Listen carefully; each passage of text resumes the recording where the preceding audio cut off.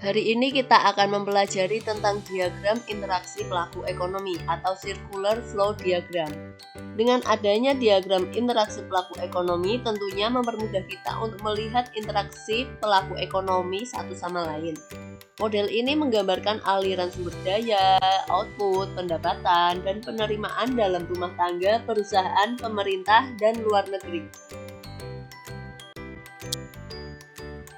Yang pertama yaitu circular flow diagram dua sektor. Artinya, diagram ini terdiri dari dua pelaku ekonomi, yaitu rumah tangga konsumsi atau biasa disebut konsumen, dan rumah tangga produksi atau biasa yang disebut dengan produsen. Nah, lalu antara rumah tangga konsumsi dan produksi ini dihubungkan oleh dua pasar, yaitu pasar input dan pasar output. Untuk pasar input berisi faktor-faktor produksi, sedangkan pasar output berisi barang ataupun jasa. Oke, kita mulai dari pasar input dulu.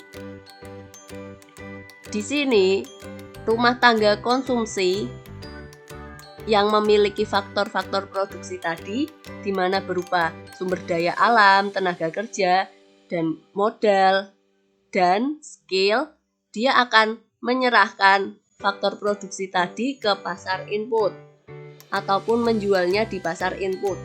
Kemudian akan diserahkan kepada produsen ataupun rumah tangga produksi. Oke, masih di pasar input ya. Kemudian setelah produsen mengolah sumber daya alam tadi ataupun faktor produksi tadi, kemudian menyerahkan balas jasa berupa uang tapi dengan nama sewa ataupun rent, lalu wage, upah, bunga interest, dan laba ataupun profit yang akan diserahkan ke konsumen. Oke, kita lanjut ke pasar output.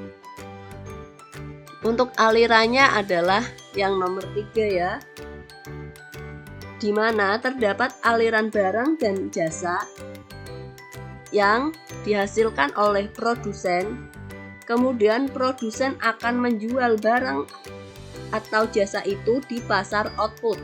Kemudian barang itu akan dibeli oleh konsumen. Nah, setelah konsumen membeli barang tadi, kemudian alirannya itu berubah menjadi nomor 4. Setelah konsumen membeli barang tadi, uang tersebut akan diberikan ke produsen, sehingga produsen akan mendapatkan pendapatan. Tadi adalah penjelasan mengenai circular flow diagram dua sektor ya. Oh iya, biasanya kan pasar input dan pasar outputnya itu terbalik-balik ya. Itu nggak berpengaruh. Kalian harus lebih teliti lagi di mana pasar output dan input itu diletakkan.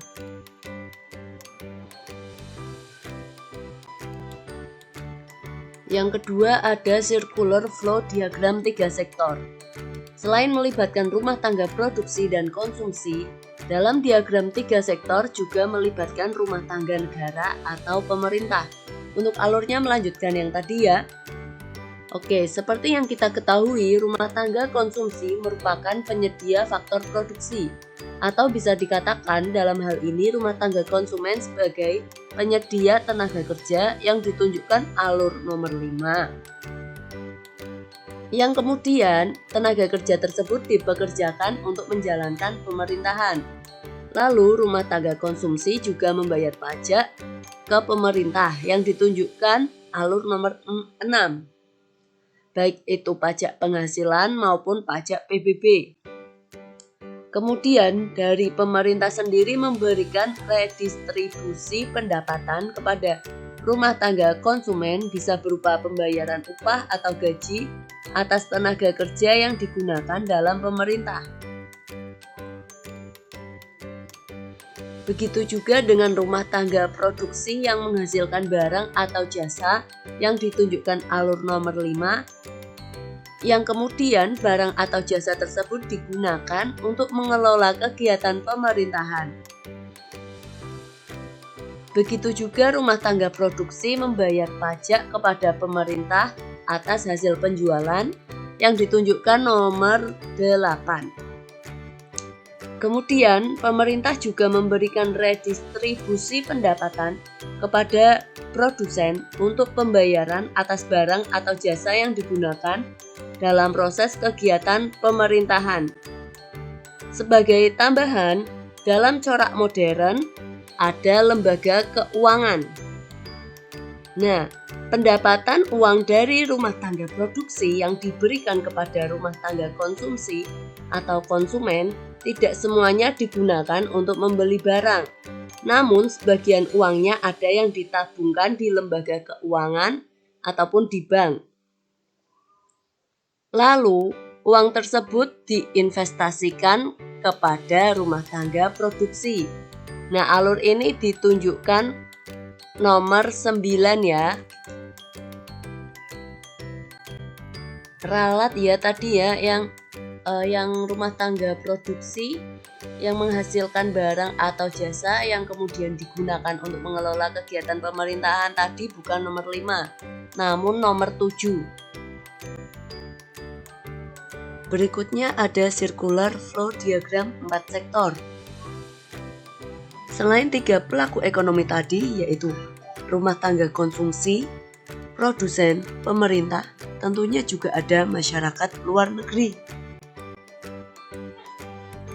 Kita awali dari pasar input. Dari pasar input ada aliran ke masyarakat luar negeri, yaitu dengan mengirim faktor produksi atau disebut dengan ekspor faktor produksi. Bisa juga dari masyarakat luar negeri mengirim ke pasar input atau impor faktor produksi yang ditunjukkan dengan nomor 12. Lalu, dari pasar input. Lalu, karena pasar input menerima faktor produksi tadi, maka pasar input harus membayar faktor produksi dari masyarakat luar negeri tersebut dengan mata uang asing atau arus uang devisa yang ditunjukkan aliran nomor 13. Kemudian pasar output. Kita sebagai dalam negeri mengirimkan barang dan jasa ke masyarakat luar negeri atau mengekspor barang dan jasa ditunjukkan nomor 14. Lalu, masyarakat luar negeri harus membayar kembali barang dan jasa yang diterimanya dalam bentuk mata uang asing atau devisa ditunjukkan nomor 15. Bisa juga kita yang membutuhkan barang dan jasa dari luar negeri.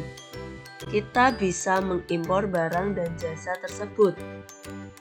Sebaliknya, kita juga harus membayar barang dan jasa yang kita telah terima dari luar negeri dan bentuknya itu berupa devisa, ditunjukkan nomor 17. Itu tadi penjelasan mengenai circular flow diagram dari 2 sektor, 3 sektor, dan 4 sektor.